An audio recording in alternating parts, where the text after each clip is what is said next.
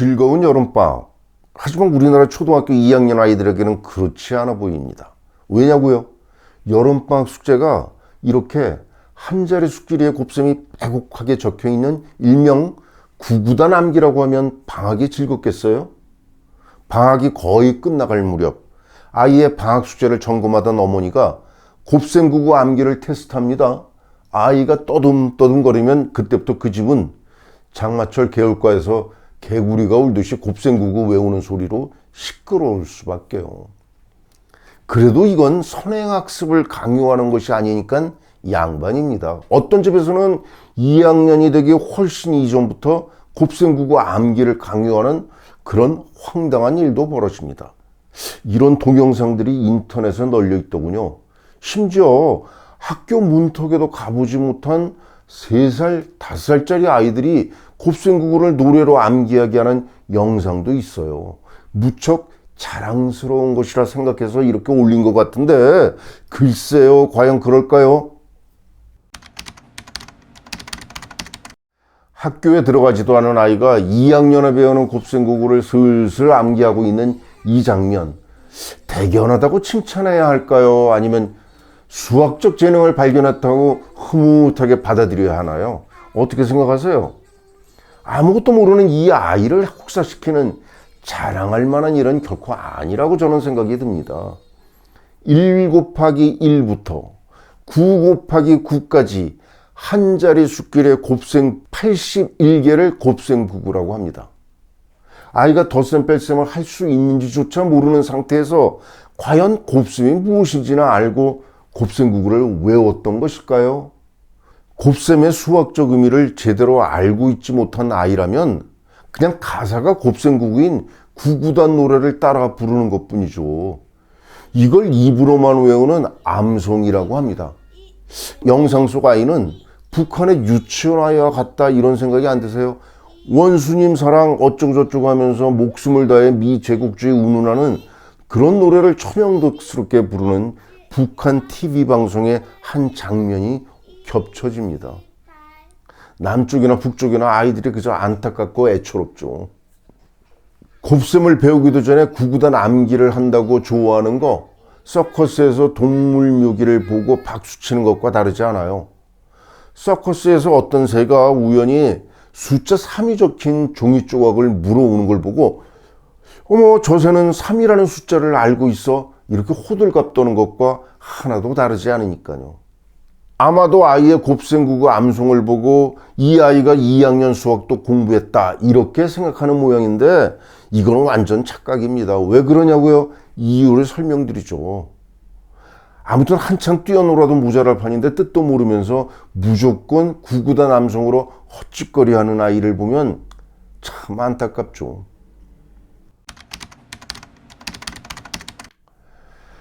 싹이 트지 않는 겨울에 씨앗을 뿌릴 수는 없잖아요. 세상 모든 일에는 순서가 있는 법이죠. 먼저 땅이 녹고 나서야 비로소 씨앗을 심어야 하니까요. 이것이 자연의 자명한 이치이고 순리입니다. 마찬가지로 아이의 학습도 다 순서가 있는 법입니다. 곱셈 구구도 아무 때나 하라는 것이 아닙니다. 언제 시작하냐고요? 명쾌하게 답을 드리죠. 다음 문제를 풀 수 있으면 그때부터 시작할 수 있습니다. 이 문제를 볼까요? 문제 1의 답은 2 곱하기 3입니다. 3 곱하기 2라고 하면 안 됩니다. 2번의 답은 3 곱하기 2입니다. 2 곱하기 3이라고 답하면 당연히 오답입니다. 물론 곱셈 구구가 뭔지 몰라도 이 곱셈식의 답도 구할 수 있습니다. 그림을 보면서 곱셈 2 곱하기 3은 덧셈 2 더하기 2 더하기 2 그리고 곱셈 3 곱하기 2는 덧셈 3 더하기 3 이거와 같다는 것을, 그래서 두 문제의 답이 똑같이 6이라는 것을 어렵지 않게 구할 수 있습니다. 그러면 이제부터 곱셈 구구를 익힐 준비가 된 겁니다. 그렇지 않으면 곱셈 구구 학습은 아무런 의미가 없고 그저 단순히 입으로 외우는 암송에 불과합니다.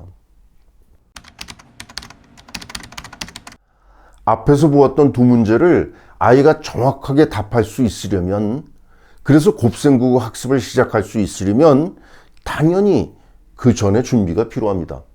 가장 먼저 곱셈이 무엇인지, 즉 곱셈의 뜻을 이해해야 하는데, 물론 이때 곱셈 기호도 함께 익혀야 합니다. 이런 공부를 위해서 아이가 어떤 활동을 해야 할지 생각하는 초등연산 시리즈 4권에서 핵심만 추려 간략하게 보여드리겠습니다. 이 문제에서 곱셈이란 용어는 물론 기호도 전혀 없다는 것, 그게 눈에 띕니다. 하지만 그럼에도 불구하고 문제의 의도를 한눈에 짐작할 수 있지 않나요? 그렇습니다. 곱셈 도입의 준비 단계입니다. 그 역할을 수직선 모델이 담당하고 있는데, 네모안의 빈칸에 숫자를 채우는 띄어세기를 하면서 같은 수를 거듭도하는 동수 누가를 수직선에서 눈으로 확인하는 활동입니다. 일종의 워밍업이죠. 이 워밍업을 마치면 이제 드디어 곱셈이라는 용어, 그리고 곱셈 기호가 소개됩니다. 수직선 위의 띄어세기를 그 전에 이미 알고 있는 덧셈식으로 나타내고, 이어서 곱셈식이라는 좀 더 간단한 새로운 식으로 나타내는 연습을 하게 됩니다. 이렇게 새로운 수학적 개념과 기호의 도입은 매우 천천히 그리고 점진적으로 이루어져야 한다는 사실, 정말 아무리 강조해도 지나치지 않죠.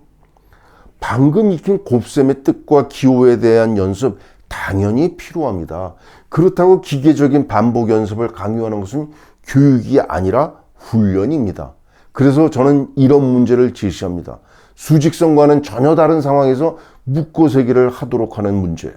곱셈은 결국 동수누가, 즉 같은 수를 거듭 더하는 것임을 굳이 말을 하지 않아도 스스로 자연스럽게 깨달을 수 있지 않나요?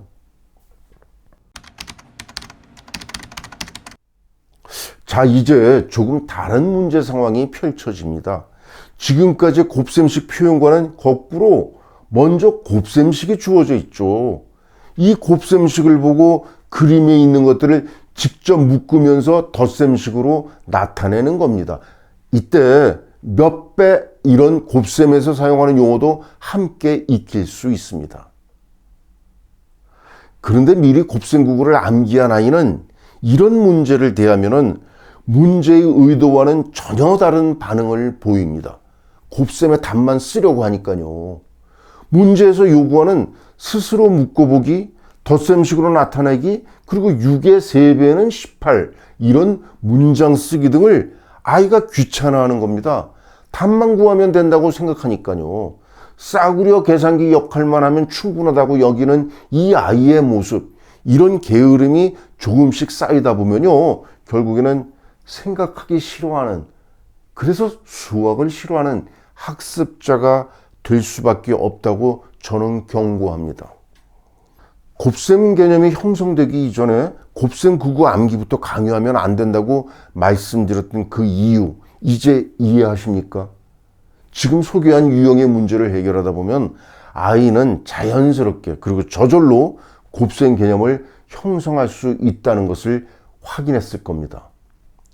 그런 후에 이제 본격적으로 곱셈 구구를 익혀도 전혀 늦지 않습니다.